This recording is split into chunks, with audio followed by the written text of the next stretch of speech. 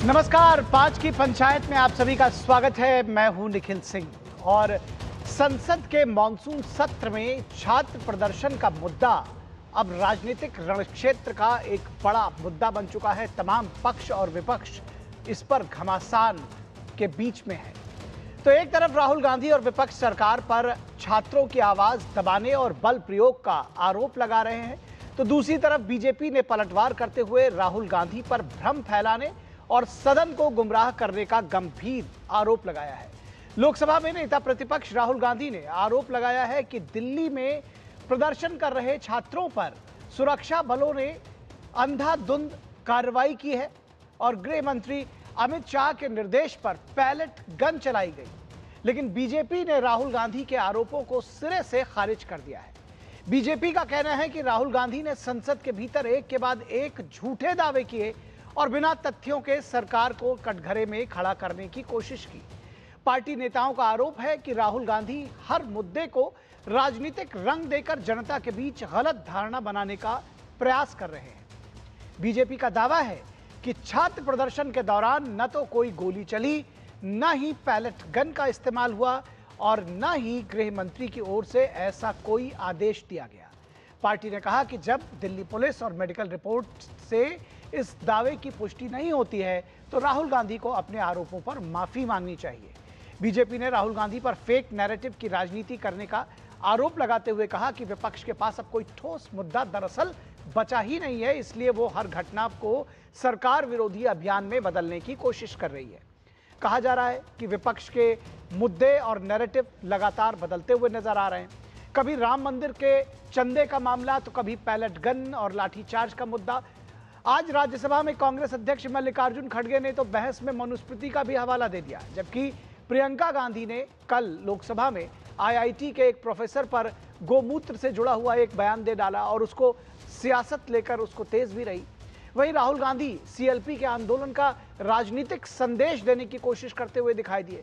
ऐसे में बड़ा सवाल यही है कि क्या विपक्ष मुद्दों पर केंद्रित है या फिर लगातार बदलते नैरेटिव के सहारे राजनीतिक बढ़त हासिल करना चाहता है। दिल्ली पुलिस ने भी सोशल मीडिया पर वायरल उन दावों को खारिज किया है जिसमें प्रदर्शन के दौरान गोली चलाए जाने की बात कही जा रही है। पुलिस के मुताबिक मेडिको लीगल रिपोर्ट में गोली लगने की पुष्टि नहीं हुई है। तो ऐसे में सवाल यह है कि क्या विपक्ष की राजनीति सिर्फ भ्रम और आरोपों तक सीमित रह गई है? क्या संसद में राहुल गांधी का हमला अब उन्हीं पर भारी पड़ रहा है? और क्या बीजेपी के पलटवार से विपक्ष का पूरा नैरेटिव बदल गया है या वो कहीं ना कहीं कमजोर पड़ गया है? तो 5 की पंचायत में आज इन्हीं तमाम सवालों पर करेंगे मंथन, तमाम सवालों पर करेंगे बहस, अपने खास मेहमानों का भी करेंगे रुख। लेकिन उससे पहले हम आपको दिखाएंगे कि इस पूरे मुद्दे पर सियासी वार पलटवार से जुड़ी हुई ये रिपोर्ट।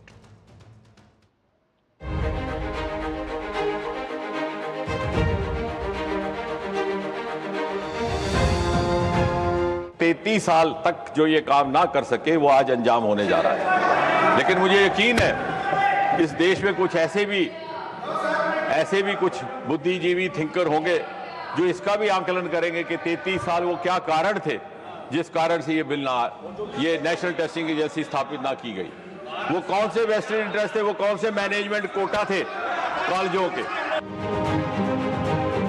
मैं ये कहूंगा कि ये सब जो माहौल आज चल रहा है, इस माहौल को ठंडा करने के लिए और जो आज हमारे विद्यार्थी युवा जो सड़क पे आए हैं उनको ठंडा करने के लिए ये बिल लाया गया है।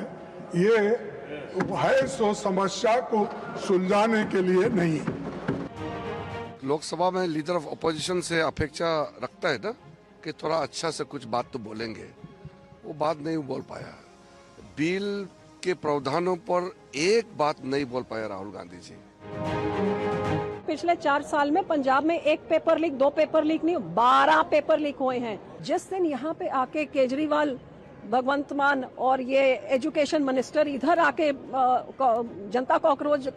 कांग्रेस जनता पार्टी के स्टेज पे चढ़ के बोल रहे थे कि पंजाब में पेपर लीक होता तो हम एजुकेशन मिनिस्टर को बर्खास्त कर देते, उसी से एक दिन पहले जो बाबा फरीद यूनिवर्सिटी में जो इतना बड़ा पेपर लीक हुआ है, जिसका सारा ये चिट्टा कथा मैं लेके आई हूँ, ये 19 तारीख को 11:30 बजे ही पेपर लीक हो गया। भगवंत मान की सरकार में 6 पेपर लीक हुए हैं, 4.5-5 लाख बंदा प्रभावित है। भगवंत मान इसके ऊपर जरा जवाब दें, माफी मांगे और तुरंत अपने मंत्रियों पर कार्रवाई करें। और बार बार वो चीटिंग चीटिंग चीटिंग झूठ बोल रहे हैं। कल जब एक शब्द भी राहुल गांधी छात्रों की मूल समस्या के हल के लिए नहीं बोले, अभी तो भ्रम फैलाने का, समस्या को उलझाने का प्रयास किया। पेपर लीक में जो अमेंडमेंट्स आए थे ये दोबारा लाया जा रहा है और आज वंदे मातरम में दोबारा लाया जा रहा है। हम तो चाहते हैं कि चंदा चोरी हुई है राम मंदिर की, हम तो उस पर चर्चा चाहते हैं। वे लोग स्वीकार नहीं करेंगे जो समाज को बांटने वाले लोग हैं। याद रखना, बांटने वाले लोग वही लोग हैं जिनके आदर्श बाबर और औरंगजेब हैं। ये बांट करके समाज को खाई खाई में बांट करके फिर कटवाने का काम भी करवाते हैं। लेकिन जोड़ने वाले लोग कैसे जोड़ते हैं? सदगुरु रविदास जी महाराज के नाम पर जालंधर के एयरपोर्ट का नामकरण प्रधानमंत्री मोदी जी ने किया। अयोध्या में इंटरनेशनल एयरपोर्ट का नामकरण महर्षि वाल्मीकि जी के नाम पर प्रधानमंत्री मोदी जी ने किया।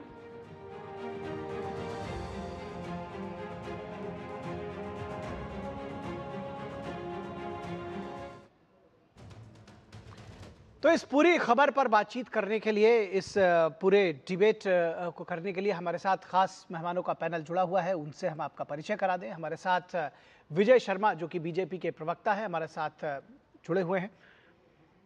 जी, विजय शर्मा हमारे साथ जुड़े हुए हैं। विजय शर्मा जी, बहुत स्वागत है आपका। पवन पटेल हमारे साथ जुड़े हुए हैं, कांग्रेस नेता हैं। पवन पटेल जी, बहुत स्वागत है आपका। पूजा मिश्रा हमारे साथ जुड़ी हुई है, समाजवादी पार्टी की प्रवक्ता है, वो जुड़ी हुई हैं। पवन पटेल कांग्रेस के नेता हैं, शायद मैंने बताया है, और पूजा मिश्रा समाजवादी पार्टी की प्रवक्ता हैं, जुड़ी हैं। पूजा मिश्रा जी, स्वागत है आपका। और सुरेश जोशी जो कि पॉलिटिकल एनालिस्ट है, वरिष्ठ पत्रकार हैं, वो हमारे साथ जुड़े हुए हैं। सुरेश जोशी जी, आपका भी बहुत स्वागत है। सुरेश जोशी जी, सबसे पहले हम चर्चा की शुरुआत आपके साथ करना चाहते हैं। हम चाहते हैं कि जो विषय दरअसल हम लेकर के आए हैं कि छात्रों की बात होनी चाहिए और निश्चित तौर पर इस बिल की बात होनी चाहिए, बिल के प्रावधानों पर चर्चा होनी चाहिए, सार्थक सकारात्मक चर्चा होनी चाहिए। लेकिन ऐसा लगता है कि दरअसल क्रेडिट लेने की होड़ कहीं ना कहीं मची हुई है। आम आदमी पार्टी ने पहले दिन ही कांग्रेस को डिस्क्रेडिट करने की कोशिश की जब धरना देने के लिए पहुंच गए प्रधानमंत्री आवास के सामने राहुल गांधी, और उसके बाद से आप देख रहे हैं कि ये जो होड़ है दरअसल वही सेंटर पॉइंट में हो गई है, चाहे वो 2027 का चुनाव की वजह से हो गई है उत्तर प्रदेश के, या फिर उसकी जो भी वजह है अपना राजनीतिक भविष्य संवारने सुधारने की वजह से। लेकिन आपको लगता है कि इस पूरे विमर्श में छात्रों का जो हित है, जो छात्रों की बात है, वो पीछे रह गई है? देखिए, पहली बात तो ये है कि ये जो विषय आया था, ये छात्र हितों को लेकर के ही आया था, और छात्र हितों को लेकर के सरकार कितनी संवेदनशील है और सरकार ने किस तरह से उस कार्यक्रम को आगे बढ़ाया और छात्रों की हर बात को मानते हुए इस सरकार ने जो है कि जो छात्र मांग कर रहे थे उनकी सभी मांगों को मान लिया। और उसके बाद उसमें जो विपक्ष के लोग हैं, जो विपक्ष के दल के लोग हैं, उन सब लोगों को भी उस विषय पे, जो विषय उन्होंने बोला पार्लियामेंट के अंदर कि भाई हमको चर्चा करानी है, तो पार्लियामेंट की चर्चा भी इस सरकार ने कराई। लेकिन विषय ये है कि अभी सभी राजनीतिक दलों को, चाहे वो भारतीय जनता पार्टी हो, कांग्रेस हो, सब राजनीतिक दलों को इस विषय पर एक मंच पर आकर के एक बात करनी चाहिए। लेकिन हो क्या रहा है कि सरकार को घेरने के चक्कर में ये जितने भी विपक्ष के हैं, ये छात्रों को घेरने लगे। आप समझिए विषय को, कितना गंभीर विषय है कि आप सरकार से आपकी मतभेद हो सकते हैं, सरकार से आपकी जो आइडियोलॉजी है वो डिफरेंसेस हो सकती हैं, लेकिन जो बच्चे हैं जिनकी डिमांड है, जिनकी मांग को सरकार ने मांग लिया है और वो सारे बच्चे जो है कि अपनी मांग से संतुष्ट हैं, अब उसको कैसे इम्प्लीमेंट किया जाए, एक तो ये विषय आना चाहिए। तो उसमें विभिन्न राजनीतिक दल, चाहे कांग्रेस पार्टी हो, चाहे आप पार्टी हो, उनके अपने भी जो बीच के मतभेद हैं वो भी सामने आ रहे हैं। और उसके साथ साथ बड़ी बात क्या है कि इसमें जो श्रेय लेने की होड़ मची है, हर राजनीतिक दल चाहता है कि हम इसका राजनीतिक लाभ उठाएं। अगर वास्तविकता में देखें तो इसका राजनीतिक लाभ किसी को भी नहीं उठाना चाहिए, क्योंकि जो हमारी भावी पीढ़ी है उस भावी पीढ़ी की चिंता को चिंतन उस पर बदल करके उसको जो है कैसे हम इंप्लीमेंट कर सकते हैं, कैसे हमारा सख्त कानून बन सकता है, कैसे आने वाले बच्चों को, क्योंकि बच्चे सबके हैं, सभी राजनीतिक दल के लोगों के बच्चे हैं, कैसे अच्छा हो सकता है। उसके साथ साथ जो बड़ी बात क्या है कि जिन राज्यों में और सत्ताएं हैं, विपक्ष की सत्ताएं, उन राज्यों में भी, क्या पंजाब है, केरला है या आपका कर्नाटका है, ये सारे राज्य हैं, वहां पर भी इस तरह की घटनाएं या इस तरह के विषय सामने आ रहे हैं। तो क्या उन राज्यों में भी इस तरह के प्रोविजन बनेंगे, ये भी एक विषय है। तो इसलिए सबसे पहले सब लोगों को मिल करके, और जिस तरह से व्यवधान आ रहा है पार्लियामेंट में, देखो पार्लियामेंट तो ही एक ऐसा फोरम आपके पास है जिसमें आप अपनी बात को स्वेच्छा से कह सकते हैं, जिसमें आप अपनी बात को मनवा सकते हैं, जिसमें देश के सामने आप ये मैसेज भी दे सकते हैं कि भाई हम क्या बोल रहे हैं, और पूरी देश की जनता आपको देख रही है ना। आजकल तो देखो सोशल मीडिया का जमाना है, आप किसी भी विषय को रखते हैं तो वो बहुत जल्दी एक ट्रांसपेरेंसी से लोगों के बीच में जाता है। इसलिए जो छात्रों के भविष्य से जुड़ा हुआ विषय है, उसमें हमारा मानना है कि राजनीति किसी भी स्तर की नहीं होनी चाहिए। उसको कैसे जो कानून संसद के अंदर बन रहा है वो सख्त कानून बने, ठीक है, उस चर्चा पे बहस हो, और उसके बाद वो राज्यों में इम्प्लीमेंट हो, वो देश के जो अपने विश्वविद्यालय हैं उन पे इम्प्लीमेंट हो, और जो व्यक्ति इन कानूनों का अनुपालन नहीं करता है, जो व्यक्ति इनमें दोषी पाया जाता है, उसको कड़ी से कड़ी, बहुत जैसे प्रधानमंत्री जी ने कहा कि हम फास्ट ट्रैक कोर्ट बना रहे हैं, तो उसका इंप्लीमेंट होकर के फास्ट ट्रैक कोर्ट के थ्रू सजा भी का भी प्रोविजन रहना चाहिए, क्योंकि जो हमारा कल का भविष्य है उस भविष्य कैसे सुरक्षित हो, उस विषय पर अगर हम लोग काम करेंगे तो मुझे लगता है कि निश्चित तौर पर अभी हमको राजनीतिक अपनी पार्टियों की जो आइडियोलॉजी है, राजनीतिक जो मतभेद हैं, उन सबको भूल करके एक मंच पर आकर के, ठीक है, अगर को बना करके बच्चों को राहत देनी चाहिए। ठीक बात है, अगर मतभेद भुला करके काम करते और छात्रों के हित की बात करते तो शायद जो ये सारी बात हुई है उसमें कुछ क्रेडिट लेते भी तो शायद वो बात बनती। लेकिन पवन पटेल जी, ये जो क्रेडिट लेने की होड़ वाली बात जो सामने आई है, दरअसल ये पूरे छात्रों के विमर्श को, छात्रों को के मुद्दों को पीछे धकेलती है। क्योंकि बात ये हो रही है कि वही लाठीचार्ज, वही पैलेट गन, उससे ऊपर उठ करके ये क्यों बात नहीं हो पा रही है कि इसमें जो विधेयक है उसके जो प्रावधान है उसको लेकर के थोड़ी बात होती कि किस तरह से इसमें लगातार जो आपके दल के लोग हैं या विपक्ष के लोग हैं वो इसमें कमियां निकालने की बात कर रहे हैं, लेकिन कमियां निकाले, सामने से आए, कुछ अपने सार्थक सकारात्मक विचार दें, तब तो शायद ये बात बनती। लेकिन जिस तरह से देखा जा रहा है कि कभी गोल पोस्ट चेंज हो रहा है, गोल पोस्ट चेंज करते करते कभी कोई यूपी की बात कर रहा है, कभी कोई मनुस्मृति की बात कर रहा है, कभी कोई गोमूत्र की बात कर रहा है, तो ये ऐसा लगता है कि छात्रों का जो मुद्दा है वो तो पीछे चला गया। दरअसल बीजेपी को कटघरे में खड़ा करते करते, सरकार को कटघरे में खड़ा करते करते वो मुद्दा पीछे चला जा रहा है। ये आपको नहीं लगता है कि ये छात्रों के साथ अन्याय है एक राजनीतिक दल के तौर पर?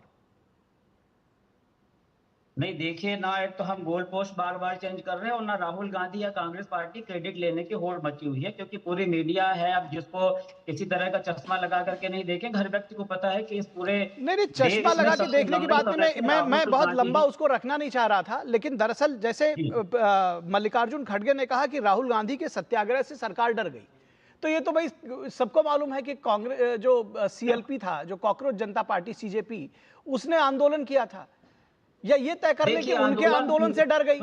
तो ये लगता है ना कि आप उसको एक्सट्रैक्ट करना चाहते हैं। लोग इतने बेवकूफ नहीं है सर, मैं इसलिए कह रहा हूँ कि नहीं चाहते, वही तो बोलना चाह रहा हूँ कि लोग इतने बेवकूफ नहीं। आपको भी समझना चाहिए, मीडिया को भी समझना चाहिए, भारतीय जनता पार्टी को भी समझना चाहिए। ये एक्चुअल में देखिए, ऐसा नहीं हो सकता है कि एक दिन काकरोच पार्टी बनी और 1 महीने बाद 15 दिन बाद इतना बड़ा सम्मेलन खड़ा हो गया। उसके पीछे की रणनीति को जानिए। कब से जेनजी का नाम ले रहे हैं राहुल गांधी। ये राहुल गांधी ने जिस तरह जगाया है छात्रों की, उसका परिणित है जो इतना बड़ा आंदोलन खड़ा हुआ। ये किसी एक आंदोलन या और आंदोलन ऐसा भी था कि वो ऑटो मोड में चला गया था, आंदोलन कोई खत्म नहीं कर सकता था। ठीक है, इसका मतलब आप ये कह रहे हैं कि ये आंदोलन, ये इसका मतलब आप ये कह रहे हैं, सुन लीजिए, इसका मतलब ये कह रहे हैं कि आप ये आंदोलन राहुल गांधी और कांग्रेस पार्टी द्वारा स्टार्ट किया गया था, उन्हीं के द्वारा प्रेरित था, उन्होंने इसको शुरू कराया, यही तो कहना चाह रहे हैं कि केवल 15 दिन में नहीं खड़ा हो गया, 15 दिन में नहीं खड़ा हो गया इसके पहले। ठीक है, मैं इसलिए अर्था रहा हूं आपको, सो दैट आप बाद में बदल ना जाएं।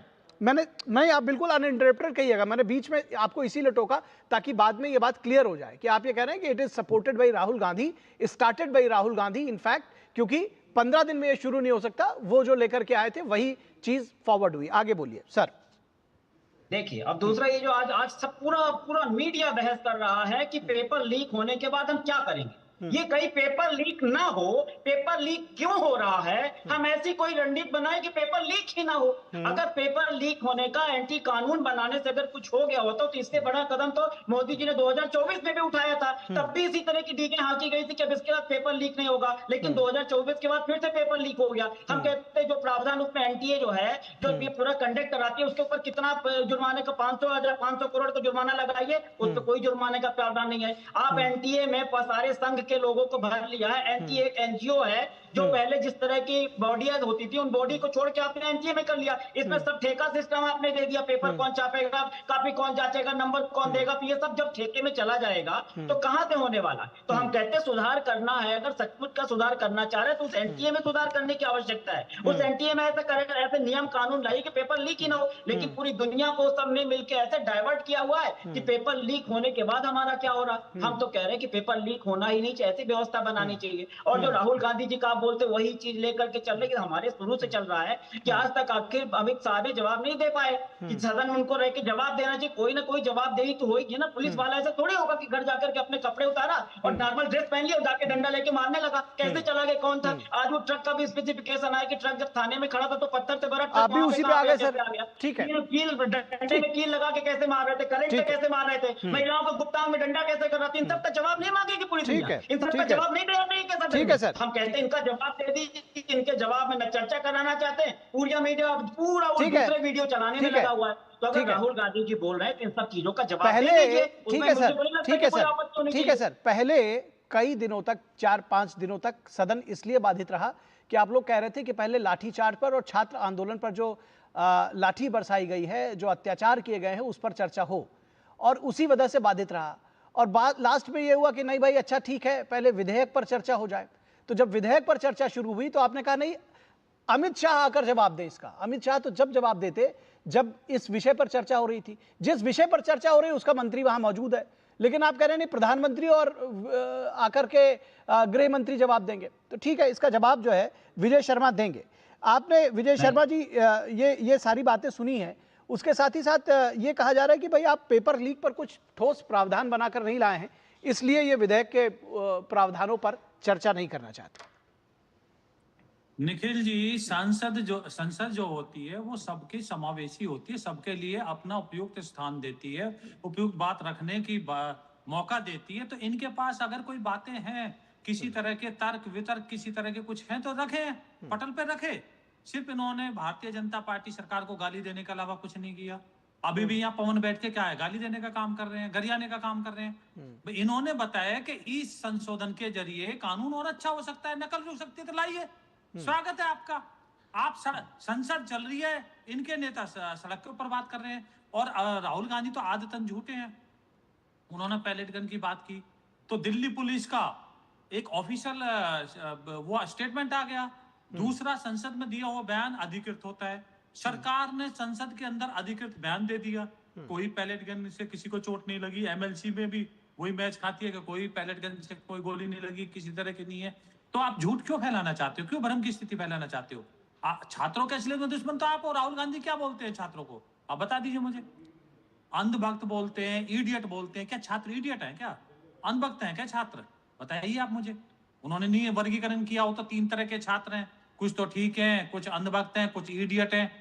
मतलब इस तरह के छात्रों के बारे में राहुल गांधी जी को बोलना अच्छा लगता है, क्योंकि राहुल गांधी जी खुद ऐसे ही गलत तरीके से एडमिशन पाए थे। आपको भी पता होगी स्पोर्ट्स कोटे में, और वो आयोजन सिर्फ राहुल गांधी के लिए हुआ। उसके बाद में तुरंत उनको स्पोर्ट्स कोटे से उनको एडमिशन मिल गया। इसी तरह समाजवादी पार्टी का आपने देखा होगा कि 1992 में हमारी सरकार नकल विरोधी कानून लाई। सुनिए 94 में मुलायम सिंह यादव ने वो नकल विरोधी कानून वापस ले लिया। तो नकल के विरोध में कौन है, नकल के पक्ष में कौन है, ये जग जाहिर है, देश के सामने है। तो इस तरह की बातें करते हैं। तो मुझे लगता है अभी आंकड़े आए थे, कहें तो मैं आपके सामने फिर पढ़ देता हूं, नहीं तो सब जगह कि इसमें असामाजिक तत्व घुसाए। वो जो पार्टी है कॉकरोच पार्टी, उनके प्रवक्ता जेपी नड्डा जी के साथ मीटिंग करते हैं, वो खुद मानते हैं कि असामाजिक तत्व घुसाए थे। उसके बाद में दिल्ली पुलिस के आंकड़े आ गए कि हत्या के आरोपी कितने थे, 101, हत्या की कोशिश के अटेम्प्ट टू मर्डर के 62, डकैती लूटपाट वाले कितने 284, दुष्कर्म जिनके ऊपर बलात्कार के केस चल रहे हैं वो भी यहाँ थे 61 लोग, पॉक्सो के जो छोटी बच्चों के अबोध उनके ऐसे 6 लोग इसमें पाए गए, छीना जब्ती वाले 135 पाए गए, इसी तरह से अपहरण के 19 आरोपी पाए। तो ऐसे लोगों को साथ देने के लिए राहुल गांधी जी वो प्रोटेक्ट कर रहे हैं। बीच में मत बोलिए भाई। राहुल गांधी जी के पास, समाजवादी पार्टी के पास कोई तर्क नहीं है, तर्क है तो संसद में रखते ना। आप बात बताते, हम तो कानून ले आए, आप कौन से कानून लाए? 2006 से ये आप देख रहे हो पेपर लीक का मामला चल रहा है, हर स्टेट में चल रहा है। आज मुझे बताओ, हमने शिक्षा मंत्री हमारे धर्मेंद्र प्रधान जी ने क्या बोला? कोई देश विरोधी ताकतें इसका फायदा ना उठा ले, इसलिए मैं नैतिकता के आधार पर इस्तीफा दे रहा हूँ। अरे पंजाब में दिया आम आददमी पार्टी ने इस्तीफा, केरला में दिया क्या कांग्रेस के? बताइए, हिमाचल प्रदेश में दिया? दरअसल देखिए, नहीं पवन जी बीच में मत बोलिए। पवन जी मैं आपके पास आऊंगा, आप सुनिए। तो आप नैतिकता की बात करते हो, आपको शोभा नहीं देती। ठीक है, ये दोगले चरित्र की बातें हैं। आप भी बता दो आपने क्या किया भाई। केरला में तो सरकार आपकी है, कर्नाटक में तो आपकी है, उसका जवाब भी देते जाइए। कोई जवाब नहीं है, सिर्फ गाली देने के अलावा कोई कुछ कहने ठीक है सर। पवन पटेल जी, पवन पटेल जी मैं आपके पास आऊंगा, लेकिन मैं चाहता हूं कि सबको, क्योंकि मेरे जब मैं आता हूं किसी के पास और 1-to-1 डिबेट होने लग जाती है तो जो बाकी लेफ्ट आउट रह जाते हैं वो बाद में कहते हैं। तो इसलिए मैं, पूजा मिश्रा जी भी आपकी सहयोगी, हम सब की सहयोगी हैं इनफैक्ट, पैनल डिस्कशन में सब एक दूसरे के साथ हैं। ठीक है, पूजा मिश्रा जी के पास आऊंगा, फिर आपके पास आ जाऊंगा। पूजा जी, ये जो बार बार जैसे कि ये कह रहे कि भाई आप लोग तो नकल के पक्ष में रहे, पहले से आप लोग का ये चेहरा रहा है, और बार बार बीजेपी इसको कोट करती रही कि कल्याण सिंह के समय में जो है नकल अध्यादेश ला गया था उत्तर प्रदेश में, मुलायम सिंह साहब की सरकार जब बनी तो उन्होंने उसको बदल दिया, और इस तरह के स्टेटमेंट्स भी बहुत हैं जिसमें अखिलेश यादव जी कहते हुए नजर आते हैं कि नकल तो सब लोग थोड़ी बहुत कर लेते हैं। तो नकल के पक्ष में आप लोग रहे हैं, तो आज जब मौका मिला है तो आप लोग दरअसल उत्तर प्रदेश चुनावों को देख करके उसको संग्राम बना रहे हैं। कभी वोट चोरी की बात करते हैं, कभी माफ़ कीजिएगा, कभी राम मंदिर में चंदा चोरी की बात करते हैं, और कभी आप इस पे बात करते हैं। तो आपके पास एक नैतिक हक नहीं है, बीजेपी आरोप लगाती रही। एक चीज़ मैं दरअसल जो मूल प्रश्न मेरा वो है, पवन पटेल ने एक बात कही थी कि पेपर लीक ना हो, कुछ रणनीति ऐसी बननी चाहिए। इसको लेकर के समाजवादी पार्टी की तरफ से क्या आप लोग सुझाव देंगे? रणनीति ऐसी बने कि पेपर लीक हो ही ना, क्योंकि यह सवाल उठाया गया कि दरअसल जो भी सरकार रणनीति बना रही है वो आफ्टर पेपर लीक क्या कार्रवाई हो वो बता रही है, पेपर लीक हो ही ना। तो आप लोग की तरफ से कुछ विमर्श, कुछ कोई इस तरह के तर्क दिए गए, या सिर्फ आप लोग भी आरोप प्रत्यारोप तक ही सीमित रहेंगे? निखिल जी आपको नमस्कार, साथी वक्ताओं को भी नमस्कार। मेरा पहली बात तो ये जो अमेंडमेंट एक्ट हो रहा है प्रिवेंशन ऑफ अनफेयर मींस, वो कल पास हो गया ध्वनि जो है मत से, आपको भी पता है, सबको पता होना चाहिए। तो अब ये कहना कि नहीं उस एक्ट पर डिस्कशन हो रहा है, तो मुझे नहीं लगता कि इसकी जो है जो लॉ बन गया हुआ है, अमेंडमेंट भी पास हो गया। उसके बाद में भी धर्मेंद्र प्रधान जी बड़े जिम्मेदार की बात कर रहे थे, बड़े जिम्मेदार व्यक्ति हैं। 3 जुलाई 2026 उन्होंने क्या कहा था, 23 जुलाई को एक इंटरव्यू में साफ साफ कहा था कि जो प्रोटेस्टर्स हैं, जो छात्र हैं, वो उग्रवादियों का बी ग्रुप है, मतलब उनको उग्रवादी कहा हुआ था। उसके बाद में अभी ये आंकड़े दिए, मैं आंकड़े लिख रही थी, 101 हत्या के आरोपी, 62 जो है इसके आरोपी, 6 पोस्को के आरोपी, 61 जो है रेप के आरोपी, ये सारे जंतर मंतर पर कैसे पहुंचे निखिल जी? ये सरकार की तो सबसे बड़ी फेलियर है ना। जंतर मंतर धरना स्थल है, वहां पे धरना होता रहेगा। भारत का हर नागरिक अगर परेशानी होगी वहां जाकर के धरना करेगा, तो हमारी सरकार वहां पे ऐसे गलत तत्वों को जाने देगी, अराजक तत्वों को। ये अराजक तत्व तो छात्रों के लिए भी थ्रेट थे ना। अपना फेलियर आप कह रहे हैं कि इस पे भी आप विपक्ष के ऊपर आरोप लगा रहे हैं, मतलब ये आपका फेलियर है, लगातार आपका फेलियर रहा, चाहे वो पेपर लीक कर रहा हो, चाहे उसके बाद में अपने बर्बरता कह रहे हैं। स्टेटमेंट आ गया, स्टेटमेंट भगवान श्री राम के मंदिर में जो चोरी छप गया हुआ था, तो पिछले स्टेटमेंट क्या था? आपके आरोप का जवाब दे देंगे, आपके आरोप का जवाब दे देंगे पूजा जी। अयोध्या की पुलिस प्रशासन की तरफ से आ गया था। तो ये तो स्टेटमेंट का कोई इन्होंने रखा ही नहीं ऑथेंटिसिटी कि स्टेट आ गया उसकी ऑथेंटिसिटी मान सकते हैं। इनसे पूछे कंगना रनावत क्या कह रही है आज की महिलाओं को, आज की जो को, ये सारे लोग मिल करके लगे हुए थे किस तरीके से जो आज के जनरेशन है उनको प्रताड़ित किया जाए, उनको डंडे मारे जाए, पैलेट गन चलाए जाए। पैलेट गन का स्टेटमेंट आ गया। आपके स्टेटमेंट क्या होता है? दिल्ली पुलिस के स्टेटमेंट क्या होता है? वो आरएएफ को जो है अधिकार है चला सकता है, और आरएएफ आता है सीआरपीएफ के अंडर में। उनसे पूछे उनका स्टेटमेंट आ गया हुआ है क्या? एक स्टेटमेंट दिलवा दीजिए उनसे। और जो अगर आपको लगता है कि सीआरपीएफ का स्टेटमेंट आया है वैसे तो मैं आपके फ्लो के बीच में उसके ऊपर में एफआईआर दर्ज करा दीजिए। ठीक है, दो बातें। राहुल गांधी जी फैला रहे तो राहुल गांधी जी के ऊपर फैला दीजिए। मैडम दो बातें, दो बातें। सवाल का जवाब देती हूँ कि क्या सजेशन आना चाहिए। जी एग्जैक्टली, मैं उसी का वेट कर रहा था। सवाल का जवाब देना चाहते निखिल जी। जी सजेशन क्या आने चाहिए? पहले तो आपको ये देखना पड़ेगा कि पेपर लीक कहाँ से हुआ। बताई सरकार ने क्या कि ट्रांसपोर्टेशन के दौरान पेपर लीक हुआ, कि जब पेपर का जो कोडिंग चल रही थी, फ्रेमिंग हो रही थी या प्रिंट हो रहा था, वहां से पेपर लीक हुआ। पेपर लीक होने के जो प्रोबेबिलिटीज है, एनटीए से कहां चूक हुई वो देखना पड़ेगा ना। जो एग्जाम कराता है एनटीए के ऊपर में पहले ऐसा सख्त कार्रवाई हो जानी चाहिए कि दूसरी जो अगर एजेंसी एग्जाम कराने वाली उसको खौफ होना पड़ेगा। एनटीए ने क्या क्या नहीं करा, सीएसआईआर नेट कराया लीक हो गया, सीएसआईआर यूजीसी नेट कराया लीक हो गया, नीट कराया लीक हो गया। तो एनटीए के ऊपर में अब भरोसा करने की आवश्यकता नहीं है, ताकि जो दूसरी एजेंसी है उसको थ्रेट रहे कि अगर पेपर लीक होगा, मुझसे कहीं चूक होगी तो मुझसे जो है ये काम जा सकता है मेरे हाथ से। उसके बाद में आपको जानना बहुत जरूरी है निखिल जी कि कहां पर लीक हुई। वो ट्रांसपोर्टेशन के दौरान लीक हुई या जहां पे प्रिंट होता है वहां लीक हुई, जहां पे स्टोर हुआ था वहां पे लीक हुई। तब तो आपको पता चलेगा ना कि आपको प्रोटेक्ट कहां पे करना है। ये आप कह रहे हैं कि हम 10 करोड़ फाइल लगा दें, आप अरब लगा दीजिए, पेपर 1 लाख की बजाय 10 लाख में बिकेगा। ठीक है मैडम, ठीक है मैडम, आ रहे आपके पास। ठीक है मैडम, आपका निखिल जी अब इसमें जवाब ले लीजिए मेरे 10 सेकंड का। अच्छा 10 सेकंड का। जी जी। इन्होंने बोला कि कहां हुई। देखिए इसके पांच ऐसे वो होते हैं जहां जैसे सेटर, प्रिंटर, ऑर्गेनाइजर और सेंटर, उसके बाद में लॉजिस्टिक। ये 4-5 ऐसी चीजें जहां से ये कोशिश हो सकती है। तो हमने उसके लिए हाई पावर कमेटी बना दी है। और किसके?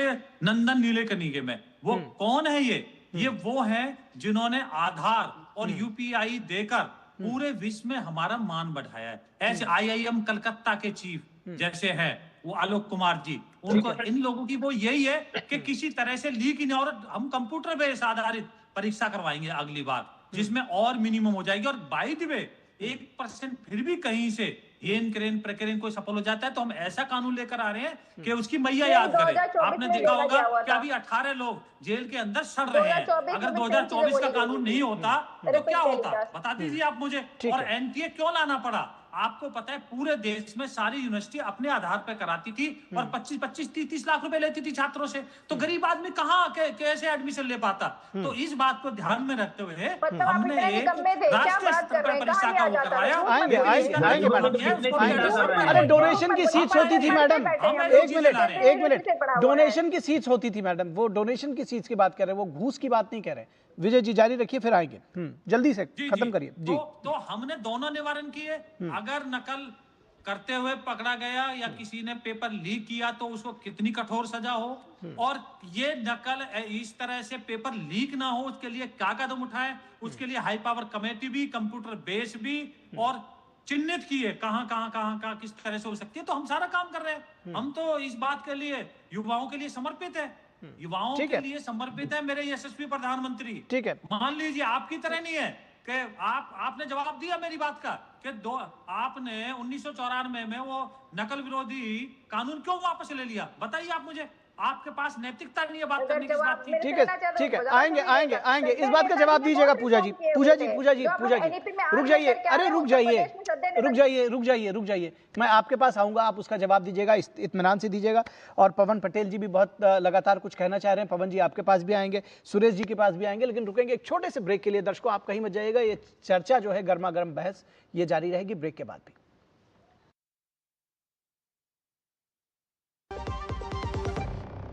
बाबा केदार के दर्शन के बाद मेरे मुंह से अनायास निकला था कि इस शताब्दी का तीसरा दशक उत्तराखंड का दशक होगा। विकास, विरासत, और सांस्कृतिक संरक्षण के मजबूत संकल्प के साथ डबल इंजन की सरकार ने उत्तराखंड को प्रगति की न सिर्फ नई पहचान दी है, बल्कि तय किया है युवा सोच, आधुनिक परिवेश, नवाचार और अनंत उपलब्धियों का सफर। प्रधानमंत्री नरेंद्र मोदी के मार्गदर्शन और मुख्यमंत्री पुष्कर सिंह धामी के कुशल नेतृत्व में सरकार ने उन संभावनाओं पर जोर दिया है जो सुखद भविष्य की नींव तैयार कर रही है। उत्तराखंड में दूरस्थ पहाड़ के सुदूर गांव भी पीएम मोदी के डिजिटल इंडिया अभियान का हिस्सा बन रहे हैं। डिजिटल क्रांति के इस सफर में अपनी सरकार पोर्टल द्वारा रिकॉर्ड 976 डिजिटल सेवाओं का घर बैठे लाभ दिया जा रहा है। युवाओं के खिलते हुए चेहरे सरकार की कार्यकुशलता का प्रमाण दे रहे हैं। प्रदेश में पारदर्शी तरीके से युवाओं को रिकॉर्ड 33,000 से ज्यादा सरकारी नौकरियां प्रदान की गई हैं। सड़कें अब विकास और प्रगति की गाथा लिख रही है। 12,000 करोड़ से अधिक लागत से निर्मित एक्सप्रेसवे परियोजना से दिल्ली से देहरादून की दूरी मात्र 2.5 घंटे की रह गई है। चार धाम यात्रा को सुगम बनाने के लिए 11,700 करोड़ से अधिक ऑल वेदर रोड का कार्य 92% से ज्यादा पूर्ण हो चुका है। भारतमाला परियोजना के तहत टनकपुर से पिथौरागढ़ NH 125 का निर्माण कार्य पूरा हो चुका है। ऋषिकेश कर्णप्रयाग रेलवे लाइन निर्माण का कार्य 70% से ज्यादा पूरा हो गया है। डबल इंजन सरकार के अथक प्रयास से संवर रहा है उत्तराखंड, आगे बढ़ रहा है उत्तराखंड। स्वागत है आपका ब्रेक के बाद और हम चर्चा कर रहे हैं भ्रम की सियासत पर आर पार। दरअसल वार पलटवार हो रहा है पक्ष और विपक्ष की ओर से। हमारे साथ इस पूरी चर्चा में बातचीत करने के लिए विजय शर्मा बीजेपी के प्रवक्ता, पवन पटेल कांग्रेस के नेता, पूजा मिश्रा समाजवादी पार्टी की प्रवक्ता और सुरेश जोशी पॉलिटिकल एनालिस्ट जुड़े हुए हैं। मैं इससे पहले कि पूजा जी आपके पास आऊं, दरअसल ये आरोप बार बार लगाया जा रहा है कि आप लोग कब से नकल के विरोध की बात करने लगे। आपके नेता मुलायम सिंह यादव ने नकल विरोधी अध्यादेश जो कि 1991 में कल्याण सिंह की सरकार लेकर के आई थी उसको खारिज कर दिया, उसको 1994 में पलट दिया। और इतना ही नहीं, मैं अगर हमारे पैनल से रिक्वेस्ट करूंगा निकिता से कि अगर वो एक बाइट है आपके नेता अखिलेश यादव की, वो अगर उसको प्ले कर सके, उसके बाद मैं आपसे जवाब लूंगा। क्या कह रहे हैं कि नकल से पास हो रहे हैं सर? बताओ, नकल से पास हो रहे हैं? अरे कौन, हम अगर कोई बात गलत कह दें तो शायद वो टीवी पे दिन रात चलेगी। अच्छा बताओ, नकल कौन नहीं कर लेता जब पास होना होता है थोड़ी बहुत? हमें बताओ, कोई है जिसने बचपन में नकल न की हो, हाथ खड़ा करके बता दे। तो कहते हैं कि पास होने के लिए थोड़ी बहुत नकल हर कोई कर लेता है। ये आपके नेता का बयान इसलिए सुनवाया है। पेपर लीक में कहाँ चूके ये आपने बताया और कहाँ कैसे होना चाहिए, इतने पेपर लीक आखिर कैसे हो गए, ये बताइए कि आप लोग के समय में भी पेपर लीक हुआ और सिर्फ आपके समय में नहीं हुआ, सब समय में हुआ। इसीलिए मैं बार बार कह रहा हूं कि विमर्श इस बात पर होना चाहिए कि कैसे ये पेपर लीक रुके, लेकिन आप लोग आरोप प्रत्यारोप से पीछे हट नहीं पा रहे। तो आपके समय में भी पेपर लीक हुए, आपके समय में भी ये जो अभी हमने बाइट सुनवाई, तो क्या नैतिक अधिकार आपके पास बनता है इस तरह की बातें कहने के लिए? क्यों निखिल जी, भाजपा के पास में नैतिक अधिकार आ जाता है कि वो उग्रवादी कह देंगे छात्रों को? नहीं, बिल्कुल नहीं आता है। तेजिस को गटर कह देंगे, ये तो नहीं, ऐसे शब्दों का प्रयोग तो नहीं किया हुआ था ना। जब आप पेपर लीक और जो है नकल को कंपेयर करने लग जाते हैं, अभी बार बार प्रश्न उठाया जाता है कल्याण सिंह जी के जो नकल कानून था उसको क्यों एबोलिश किया गया? क्योंकि उस कानून में ये था कि जो परीक्षा एग्जाम सेंटर है वहां पर पुलिस आकर के छात्रों की गिरफ्तारी कर सकती थी, इसलिए उसको एबोलिश किया गया। आप जो बच्चा जो 10th का एग्जाम दे रहा है, 11th का दे रहा है, 9th का दे रहा है, 12th का दे रहा है, आप तो पूजा जी आप संशोधन ले आती, आपने कानून क्यों खत्म किया? क्यों चीख रहे हैं आप? जो है उनको गटर तक बुलाते हैं, छात्रों को उग्रवादी बुलाते हैं। आप बताइए ना, आप संशोधन ले आती, आपने कानून खत्म क्यों किया? बात करते हैं अभी आप, जो अखिलेश जी पे आप कुछ नहीं बोले। एनईपी में कहा जा रहा है कि जो सब्जेक्ट आप सेलेक्ट करना चाहते हैं, नेताजी ने 9th क्लास में लड़कियों के लिए कहा कि आपको परेशान नहीं होना है, आपको अगर मैथ्स नहीं पढ़ना तो आप छोड़ दीजिए, आप मत पढ़िए मैथ, आपको आजादी है, पढ़ना चाहे पढ़िए, नहीं पढ़ना चाहे मत पढ़िए, लेकिन आप अपनी पढ़ाई कंप्लीट कीजिए। श्रद्धेय नेताजी से प्रश्न पूछने से उन्होंने स्वकेंद्र प्रणाली लागू कर दी थी। मुझे याद है पूजा जी, 1994 में स्वकेंद्र प्रणाली लागू कर दी थी और फिर किताब रख के नकल शुरू हो गई थी। ये जो भी उत्तर प्रदेश के पढ़ने वाले छात्र और उस समय के लोग होंगे सबको बहुत भली भांति मालूम है।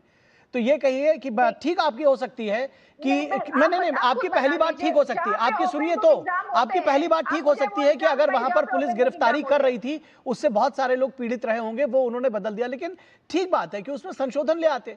नकल अध्यादेश पूरी की तरह से उसको खारिज कर दिया और स्वकेंद्र प्रणाली लेकर के आ गए कि किताब रख के लिखिए। किसका भविष्य खराब किया?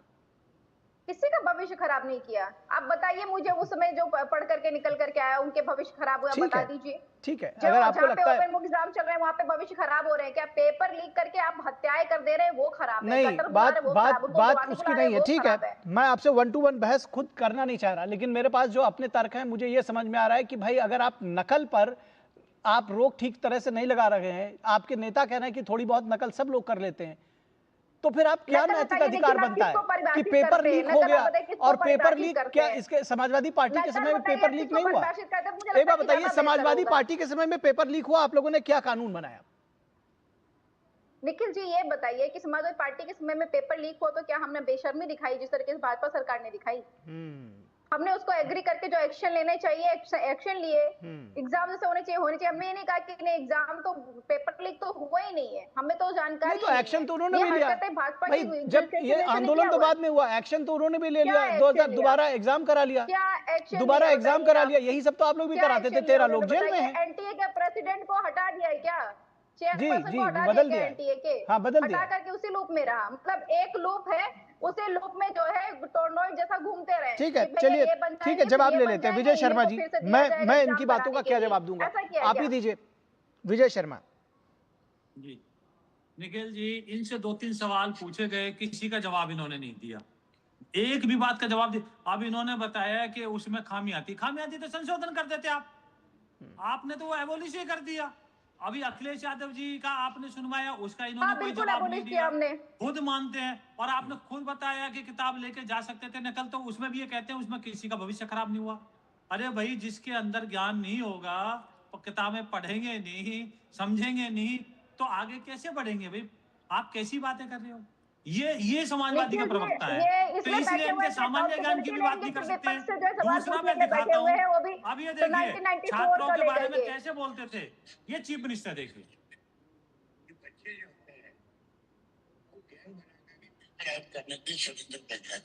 आवाज नहीं आ रही है, बताइए कुछ भी आवाज नहीं आ रही। विजय जी कुछ भी समझ में नहीं आया। गैंग बना के पेपर लीक करने में लग जाते हैं, ये बोला है अशोक गहलोत जी ने। कहीं जो है नौकरी मांगने लायक रहे होंगे। ये है हमारे माननीय मुख्यमंत्री योगी आदित्यनाथ जी का जवाब दो ना, कार्यक्रम चल रहा था, वहाँ पे छात्र गए हुए थे। पूजा जी आपकी बारी, जब आपकी बारी थी पूजा जी जब आपकी बारी थी तो कोई आपके ऊपर नहीं बोल रहा था। पूजा जी आपकी बारी थी तो कोई आपके ऊपर नहीं बोल रहा था, केवल मैं ही अगर किसी से सवाल करता था बीच में, तो एक दूसरे के ऊपर मत बोलिए भाई, ऐसे नहीं आएगा ना। अभी मुझे पवन जी के पास, अब सुनिए हो क्या रहा है, आपकी बात समझ में नहीं आ रही है, ये आप लगातार बोल रहे हैं उनके ऊपर, तो ना उनकी बात समझ में आ रही है ना आपकी बात समझ में आ रही है। मैं लगातार चीखे जा रहा हूँ कि चुप हो जाइए, तो मैं ये कह रहा हूं कि उनको बोल लेने दीजिए। उसके बाद आपके साथी पवन पटेल की भी बारी है, अभी पूजा, उसके बाद फिर सुरेश जोशी जी की भी बारी, वो लोग रह गए, आपके पास भी आ जाएंगे अगर आपके पास कोई पॉइंट होगा भी। मैं उनको बोल लेने तो दीजिए पहले। जी निखिल जी, इनसे पूछिए संसद में इन्होंने कितने सुझाव दिए। अभी प्रस्ताव आया ना, कोई सुझाव था सिर्फ गाली देने के, गरियाने के अलावा? अरे भाई, संसद बनी इसलिए सुझावों के लिए बनी हुई है, तो आप एक जिम्मेवार की तरह काम करो ना, सिर्फ गाली देना काम है। ठीक है, जो काम करेगा, गलतियां हो सकती है, खामियां हो सकती है, उसको सुझाव दीजिए। आपके टाइम में किस तरह से पेपर लीक होते थे, किस तरह से धांधली होती थी। High court Allahabad high court ने भी आपकी जिस तरह से भर्ती थी उसको निरस्त किया था, पता है आपको? ये भी बात भी आपके जो चेयरमैन थे वहां के अनिल यादव जी, वो बर्खास्त किए थे, ये भी पता है ना। ठीक है, तो आपने तो छात्रों के भविष्य को लेकर समझौते किए, और आपने सिर्फ एक जाति विशेष को आगे बढ़ाया, वो भी सिर्फ परिवार को आगे के बाद में। आपने जो टीजीटी पीजीटी का फॉर्म भरा रखा है, नहीं, ऐसे नहीं चलेगा मैडम, ऐसे कैसे चलेगा भाई? एक दूसरे के ऊपर बोलती रहेंगी। जब आपकी बारी आए तो सब लोग सुनते रहे आपको, और जब दूसरों की बारी आए तो नहीं, पूजा जी ये नहीं चलता। नहीं ठीक है, आप ठीक है, आप बोल चुकी है अपनी बारे में, ठीक है। मैं सोच रहा था कि इसके बाद में आपको जवाब देने का मौका दूंगा, लेकिन आपने अपना मौका खुद ले लिया। मैं पवन पटेल जी के पास जाऊंगा और उसके बाद में सुरेश जी के पास जाना है मुझे, ठीक है। पूजा जी, आपने अपनी बारी का इस्तेमाल कर लिया, सो सॉरी। लेकिन मैं जो है पवन पटेल जी, ये आपको नहीं लग रहा है कि ये सारा जैसे कोई जो विमर्श है वो बार बार फिर मैं वहीं पर आ रहा हूँ मूल प्रश्न पर कि गोल पोस्ट चेंज हो जा रहा है। आप देखिए, हमारी जो इतनी देर से चर्चा हो रही है वो भी आरोप प्रत्यारोप तक ही टिक जा रही है। ये कोई नहीं बता रहा है कि आखिर ये जैसे कहा कि भाई पेपर लीक में कहाँ चूके, तो कैसे उसको ठीक किया जाए। क्या नया विमर्श जो है या क्या नया प्रावधान दिया जाना चाहिए था उस बिल में, वो दिया गया क्या? वो संसद के पटल पर सामने आया और आना चाहिए था कम से कम छात्रों के हित के लिए। ये बात हमारे लिए, आपके लिए बहुत जरूरी है। ठीक है, मैं बार बार कह रहा हूं कि राजनीतिक दल वो चाहे जो भी हैं, वो अपना भविष्य संवारने में लगे हुए हैं। हमारे छात्रों के भविष्य की चिंता करने की जरूरत है, ये बेहद महत्वपूर्ण है। पवन पटेल जी, देखिए, इसको अगर हम देखा जाए तो जब से जवाहरलाल नेहरू जी के समय से देखेंगे, जब वो अपने जातीय धंधे पानी हुआ करते तो उस समय जवाहरलाल नेहरू के एक विजन था जो उन्होंने एक लोगों में विश्वास दिलाया कि जितना भी पढ़ाई करोगे आप कलेक्टर बन सकते हो, कमिश्नर बन सकते हो, अपने जो पैतृक जो धंधे पानी उनसे हट करके एक आप अपना काम कर सकते हो, वो काम कर सकते हो। तो उस समय उन्होंने एक सपना दिया कि पढ़ोगे तो बढ़ोगे। लेकिन आज की डेट में वो सपना कहीं ना कहीं धूमिल होता जा रहा है। लोगों को विश्वास नहीं हो पा रहा कि अगर हम पढ़ेंगे तो बढ़ेंगे, पेपर लीक नहीं हो, कई सारी चीजें आज के हालात में है। अब उस समय क्या हुआ था, देखिए, जब कांग्रेस की सरकार आई उस समय ये हुआ कि जब इतने सारे एग्जाम होते हैं तो सबसे बड़ी संस्था यूपीएससी बनाई गई, जो एक कॉन्स्टिट्यूशनल बॉडी थी, संविधान के अंदर थी। फिर संस्था बनी एसएससी, वो भी कॉन्स्टिट्यूशनल बॉडी थी, कानून से अलग थी। इसके बाद जो आपको याद होगा कि वो जो सारे गवर्नर्स और कमेटी एक बनाई थी, जिसको क्या कहते हैं, आचार्य कमेटी, प्रोफेसर आचार्य के उसमें एक कमेटी बनी थी। वो आचार्य कमेटी ने जब कई सारी चीजों को बोला कि जो एनटीए का गठन होना चाहिए, उस एनटीए बात यूपी के टाइम पे आई तो उस समय सारे आईआईटीज के डायरेक्टर्स की एक कमेटी बनी थी, सातों डायरेक्टर से प्रोफेसर आचार्य कमेटी उसको बोलते थे। उसने बोला इतने बड़े देश के अंदर, राज्यों के अंदर इतने एग्जाम कराने पड़ेंगे, बॉडी को एक कॉन्स्टिट्यूशनल बॉडी होनी चाहिए। लेकिन सरकार ने उसकी जो मान्यताएं, उसकी जो सिफारिश थी, उसको नकारते हुए इन्होंने एक एनजीओ संविधान बनाया। इन्होंने आचार्य क्या किया, एनटीए सोसाइटी होगी, वो भी सीएजी की ऑडिट नहीं होगी उसकी भी, और वहां पे सब आधे से ज्यादा संघ वालों को रखे। आप ये सोचिए, इतनी बड़ी संस्था जो हमारे बच्चों के, युवाओं के भविष्य का फैसला करेगी, उसको ऑडिट से बाहर रखा गया है। तो मुझे लगता है, जो मैंने आपको पहले बोला कि आज हम सबसे जरूरी है कि हम वहां पर काम करें, बड़े खुले मन से काम करें। हर चीज में राजनीति नहीं होनी चाहिए, खुले मन से कार्य करें, उनके पेपर ही लीक ना हो।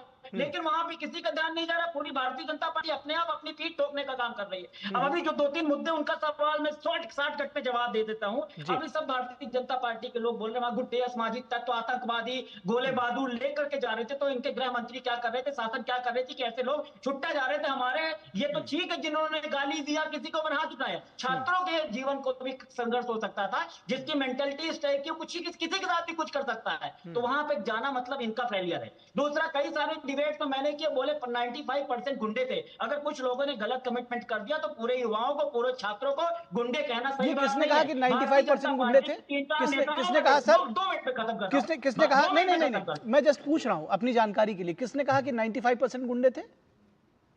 अरे आप ही जैसा सोहे कर्णो गोस्वामी को मैंने कल ही देखा, बोला अरे तो 95% ठीक है सर, अरे वो ठीक है, मैं समझ गया। अरे कोई बात नहीं सर, वो ना नेता प्रतिपक्ष है, ना प्रधानमंत्री है, ना कोई मंत्री है, तो आप उनको क्यों कोट कर रहे हैं? ना वो किसी पार्टी के नेता है। मुझे लगा आपने किसी, कोई बात नहीं, चलिए जारी रखिए सर। अरे अर्नब गोस्वामी की या किसी की बात करके आप क्यों करेंगे? हाँ, किसी पार्टी के प्रवक्ता नहीं हो। हाँ, और दूसरा जो है, पीयूष गोयल जी है गए, और 2-3 लोगों का मैंने स्टेटमेंट सुना कि इन लोगों जो अनशन कर रहे हैं, इनको ऐसे मजा चखाएंगे, इनके माँ बाप को मजा चखाएंगे कि 7 पुश्तें याद रखेंगी। वो वीडियो भी कहेंगे तो हम आपको भेज देंगे। सर वो एआई जनरेटेड है, वो मैं आपको बीच में रोक दूं, वो एआई जनरेटेड है सर। सुन लीजिए, वो जो जिस वीडियो की बात कर रहे हैं, इसीलिए मैं कह रहा हूं सर, आप लोग बहुत प्रबुद्ध प्रवक्ता है, वो एआई जनरेटेड है, वो प्रूव्ड है। वो जो चल रहा है ना कि इनकी 7 पुश्तों को, इनको तो फांसी पे टांग देंगे। अरे नहीं, कैसे सर वो प्रूव्ड है, इसलिए चलिए आगे बढ़िए सर, कोई बात नहीं, मैंने जस्ट बता दिया कि आगे कभी किसी डिबेट में उसको कोट मत करिएगा, जाने दीजिए। मैं समझता हूँ सर सभी को भ्रम हो जाता है, आगे बढ़िए, कोई बात नहीं, अपनी बात, कोई बात नहीं, कोई बात नहीं, कोई बात नहीं। ये जो बोल रहे हैं कि राहुल गांधी का कौन से कोटे से ये वो बोल रहे थे, हम कहते कम से कम उनकी जो डिग्री है वो तो सही है ना, डिग्री में तो गड़बड़ नहीं है। आप सामान्य ज्ञान की बात कर रहे हो, वो चाय की नाली के गैस से चाय निकालने वाला सामान्य ज्ञान तो नहीं है, उस टाइप के सामान्य ज्ञान इस देश के बच्चों को मत दीजिए। तो हमारा निवेदन है कि अगर 30 दिन तक आपके दिमाग में बच्चों की इतनी भावनाएं थी, बच्चों के इमोशंस की इतनी कदर करते, तो 30 दिन तक आदरणीय नरेंद्र मोदी जी या भारतीय जनता पार्टी क्या कर रही थी, वहां पर क्यों नहीं गई? और राहुल गांधी जो आवाज उठा रहे हैं कि बैलेट पेपर चलाने का अधिकार, बैलेट गन चलाने का अधिकार किसने दिया, बिना वर्दी में क्या संघ के लोग? ठीक है सर, 30 दिन तक, ठीक सर वही सवाल फिर रिपीट कर रहे हैं, आ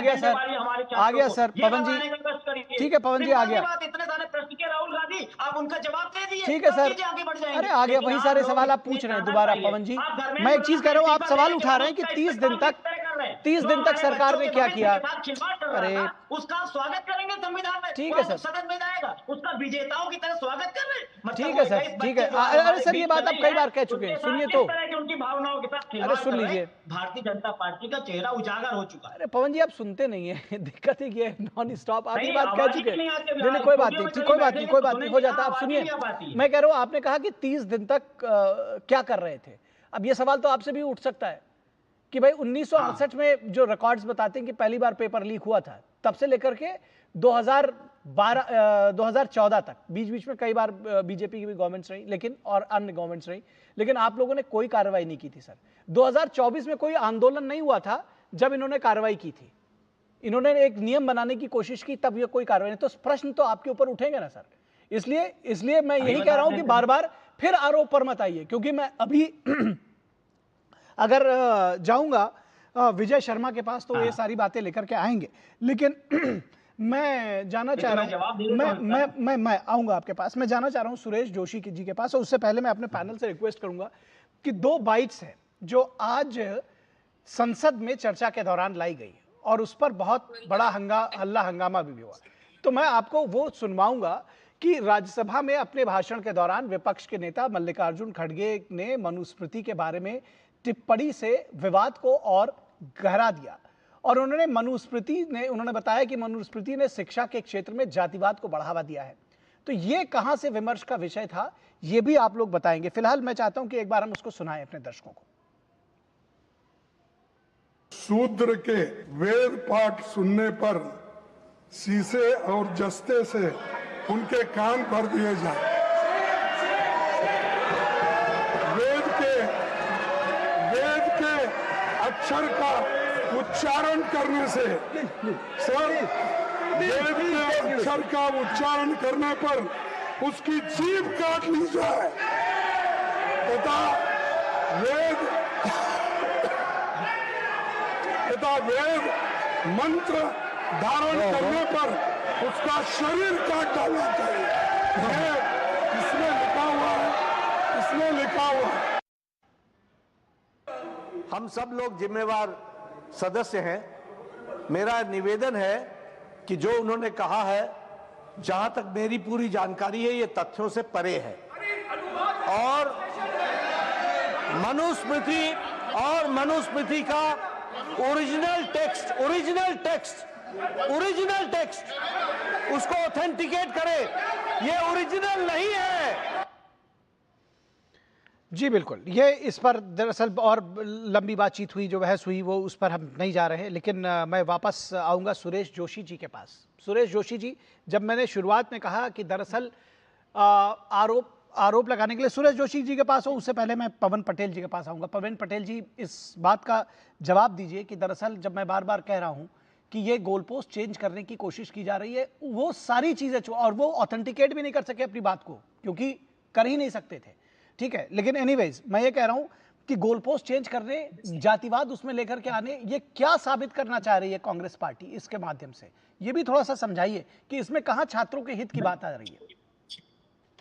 नहीं देखिए, छात्रों के हित की बात हमेशा ही कांग्रेस पार्टी ने की है। जातिवाद की बात कर रहे हो, अगर राहुल गांधी ने जैसे आरक्षण की बात उठाई तो हमेशा सर्वहारा वर्ग की आवाज उठा रहे हैं। अभी किसानों की आवाज उठाई तो कोई बात है नहीं। अभी आप सोचो कि हम युवाओं की आवाज उठा रहे तो दूसरी कोई आवाज उठाएंगे। जो मनुस्मृति की जो बात किया उन्होंने, हम कहते हैं गवर्नमेंट सब में तो सबके अकाउंट बंद कर देती है, सबका हैक करा देती है कि भाई अब अगर ये गलत काम कर रहा है तो उसका अकाउंट बंद हो जाता है। ये प्रोविजन सर, अगर गलत कोई मनुस्मृति आप बोल रहे हो जो एथेंटिक उसको आप कर दो। अगर पब्लिक, मैंने भी ये सब चीजें पढ़ी है, इस तरह का आप भी पढ़ोगे, मनुस्मृति आप पढ़ोगी, सेम यही चीज बता रहे हैं। तो अगर किसी को बता रहे हैं इस देश में जितनी भी बातें हैं, ओबीसी के आरक्षण में क्या बात कर रहे थे, भारतीय जनता पार्टी के लोग बोले जात में बांटना चाह रहे हैं, फिर लास्ट में मोदी जी ने जात का जनगणना कराई ना। देखिए राहुल गांधी ने तीनों काले कानून वापस लेने के लिए मजबूर कर दिया मोदी जी को। राहुल गांधी ने विजय जी बीच में मत चलाइए, विजय जी आएंगे आपके पास, वो आपका ऑडियो डिस्टर्ब कर रहा है। धर्मेंद्र प्रधान को इस्तीफा देने पे मजबूर किया। राहुल गांधी छात्रों युवाओं की आवाज उठा रहा है और उसको अंजाम तक लेकर के ठीक है। छात्रों की आवाज इस तरह से उठा रहे हैं कि जातिवाद की बात करते हैं और कहते हैं ठीक है। विजय जी जवाब दीजिए। ठीक है सर, मैं 1 to 1 आपसे जाऊंगा नहीं, मैं 1 to 1 आपसे जाऊंगा नहीं। विजय जी आप पहले वो स्पीकर बंद कर दीजिए। विजय जी पहले वो स्पीकर बंद कर दीजिए आप अपना। विजय जी आप बीच में चला रहे थे, जिसकी वजह से जो पवन जी कह रहे थे वो बात बहुत स्पष्ट आ नहीं पा रही थी। आपसे जवाब लेना चाह रहे हैं कि ये जो सारी बात लेकर के आ रहे हैं, मैं बार बार कह रहा हूं कि दरअसल छात्रों के से किसी को सरोकार है ही नहीं, और यही वजह है कि बार बार कभी जातिवाद का मुद्दा लेकर के आते हैं, कभी गौमूत्र का मुद्दा लेकर के आते हैं, कभी राम मंदिर का मुद्दा लेकर के आते हैं, और छात्रों का मदद पीछे छूटा हुआ है। ठीक है निखिल जी, मैंने अभी जो शिक्षा मंत्री थे अशोक गहलोत जी के साथ उनका सुनवाया, और 2 वीडियो हैं। एक में वो कह रहे हैं कि छात्रों को हम क्या डंडे नहीं देते तो क्या लड्डू देते, सुना देता हूं इनको। एक में कह रहे हैं भाई शिक्षा जो जिम्मेवारी है वो शिक्षा बोर्ड की है, मेरी थोड़ी है, तो मेरे क्यों मांग रहे हो। तो ये दोनों से पता चलती है कि इनका दोगलापन क्या है। इनका दोगलापन यही नजर आ जाता है। प्रियंका गांधी खुद मान रही है वीडियो में, वो खुद कह रही है कि पेपर लीक हुए, नहीं रोक पाए। तो ये बताएं, इनके स्टेट में पेपर लीक हो रहे हैं, उसमें ये क्या कार्रवाई कर रहे हैं?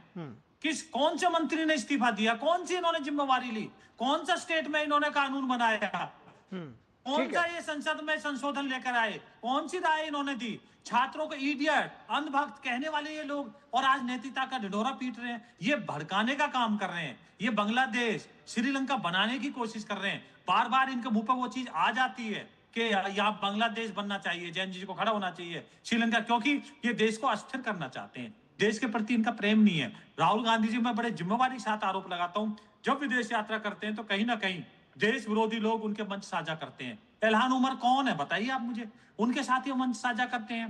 जॉर्ज सोरोस कौन है, उनकी कंपनी से, चाइना की कंपनी से पैसे मिलते हैं, चाइना से इनकी पार्टी को। ये चाइनीज एम्बेसडर के साथ छुपके मिलते हैं। जब हम कहाँ डोकलाम में आमने सामने हमारी सेना खड़ी है, तब ये सेना को कहते हैं सेना। ठीक है सर, छोटा बोलिए तो सो दैट जवाब ले सकेंगे। पवन पटेल थोड़ा शॉर्ट रखिएगा, समय कम भी है, तो सो दैट आप जो कहेंगे उसका जवाब भी ले सकेंगे, फिर आपके पास वापस आ जाएंगे। पूजा जी के पास भी जाना है। पवन जी, एक चीज बार बार आ रही है और ये शुरू से कहा जा रहा है कि भाई मेरी बात तो आप लोग शायद उसको बीच में कहीं लेकर आ ही नहीं रहे कि भाई छात्रों की बात तो कोई सुन ही नहीं रहा है। जब आपके यहाँ पर हुआ था, राजस्थान में हुआ, तो वो कह रहे हैं कि भाई हम क्या लड्डू खिलाकर करते हैं, बिल्कुल ओपन बातें हैं। तो आप लोग जब उसको डील करते हैं तो डिफरेंट से करते हैं, दूसरे के से करते हैं तो दूसरी उम्मीद रखते हैं। ऐसा कैसे होगा? देखिए राजस्थान में भी उस समय गहलोत जी ने बहुत कड़ा कानून बनाया था, उसमें भी इसी तरह के प्रावधान रखे गए थे। आप सर्च कर लीजिएगा, पता पड़ जाएगा। जो ये बोल रहे हैं कि हमने कुछ नहीं किया था। दूसरा ये बोल रहे हैं, आपकी बारी आएगी सर, सुनाइएगा। विजय शर्मा जी, एक मिनट पवन जी, एक मिनट पवन जी, विजय शर्मा जी आपके पास आएंगे तो एक या 2 पेपर लीक होने से नहीं कर सकते हैं कि अगर कहीं पे 1-2 पेपर लीक हो गए और हम बामन पेपर, एनटीए का पूरा हिस्ट्री बता दिया आपने कि एनटीए किस तरह से काम कर रही है, उसके बाद भी आप लोग को नहीं लग रहा कि उसमें चर्चा होनी चाहिए। आप इनसे पूछिए ना कि एनटीए में क्यों रखा था, एनटीए में क्यों क्यों बाहर किया आपने, कुछ समझ के आइए, पढ़ के आइए, लिख कर आइए, हिम्मत है। और आपको पता लगेगी राजस्थान में सबसे ज्यादा 17 पेपर लीक हुए थे। ठीक है, जल्दी से जवाब ले लें। सरकार में आवाज नहीं आएगी, ये बोलने लगे साथ में। अब चलिए बोलते जाइए, राम मंदिर को, भगवान राम को नहीं छोड़ा आप लोगों ने, तो फिर आ गए उसी पे सर। आप जिस चीज को मैं कह रहा हूँ फिर आप उसी पे आ गए। इस पे सर फिर से चर्चा करा लेंगे, कई बार कर चुके हैं। नहीं ठीक है, आप दोनों लोग शांत हो जाइए। नहीं दोनों लोग शांत हो जाइए, दोनों लोग शांत हो जाइए भाई। आप दोनों लोग शांत हो जाइए। I am extremely sorry. नहीं, मैं पूजा मिश्रा जी के पास जाऊंगा। पूजा मिश्रा जी, कुछ सॉलिड, कोई आपके पास कुछ सॉलिड सुझाव हैं जो आपके नेताओं ने दिए अब तक संसद में, और नहीं दिए तो क्यों नहीं दिए भाई? उनको देना चाहिए था। देश बड़ी उम्मीद से अखिलेश यादव और बाकी लोगों को देखता है कि कुछ पॉजिटिव तो देंगे। मैं पॉजिटिव्स की बात कर रहा हूं मैडम।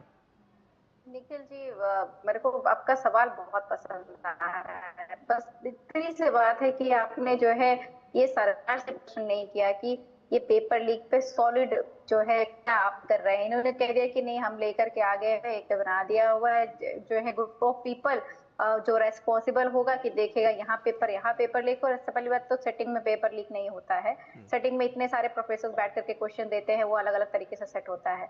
दूसरी बात निखिल जी, आपने कहा कि हमने क्या जो है सजेशन दिए, हमने सदन में क्या सजेशन दिया। तो सदन में चाह रहे थे कि जो वर्तमान के समय, मैं अभी भी कहती हूँ बार-बार, आप कहते हो चलो ठीक है, आप कहते हो सद्य नेताजी की बात करते हो, हालांकि पद्म विभूषण से नवाजे, आप करते रहिए उनकी बात, पर वर्तमान समय में क्या जरूरत है? वर्तमान समय में जरूरत है कि आप वर्तमान की परिस्थितियों को देखते हुए वर्तमान छात्र की बात करिए, उनके साथ में जाती हुई उसकी भी बात आपको करनी पड़ेगी। आपका फेलियर है वो बात आपको एग्री करनी पड़ेगी। जब आप कहते हैं कि वहां पे अपराधी पहुंचे तो भी आपका फेलियर है। और हमारे सजेशन की अगर बात करते तो हमने पहले बोला कि लॉ बनाने से नहीं होता है, कानून तो हर चीज के लिए बना हुआ है, कितना भी सख्त से सख्त लॉ बना दीजिए, जब तक वो धरातल पे जाकर के लागू नहीं होगा।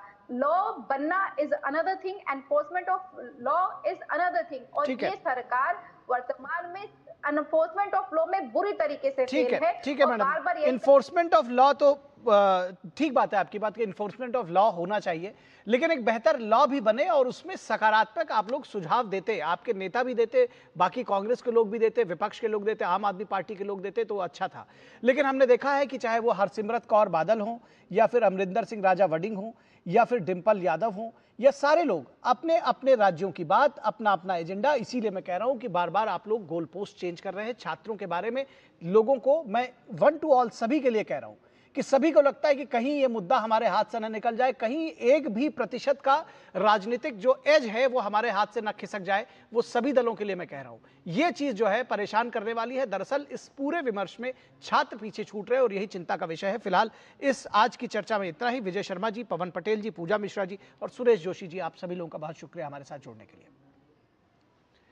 तो यह बेहद जरूरी है कि इस पूरे विमर्श में छात्रों की बात कहीं पीछे न रह जाए, क्योंकि राजनीतिक दल बार बार एजेंडा भी चेंज कर रहे हैं और अपने भविष्य को, अपने मुस्तकबिल को संवारने की बात कर रहे हैं। छात्रों का भविष्य संवारने की बात कहीं न कहीं पीछे छूटती चली जाती है जब वो, और खासतौर पर विपक्ष के लोग, मुद्दे को डाइवर्ट करते हैं, तमाम सारे मुद्दे करते हैं और दूसरी बातें शुरू कर देते हैं। छात्र इसमें निराश होंगे, उनका विमर्श पीछे छूट जाएगा। आज की पंचायत में बस इतना ही। इजाजत दीजिए, नमस्कार।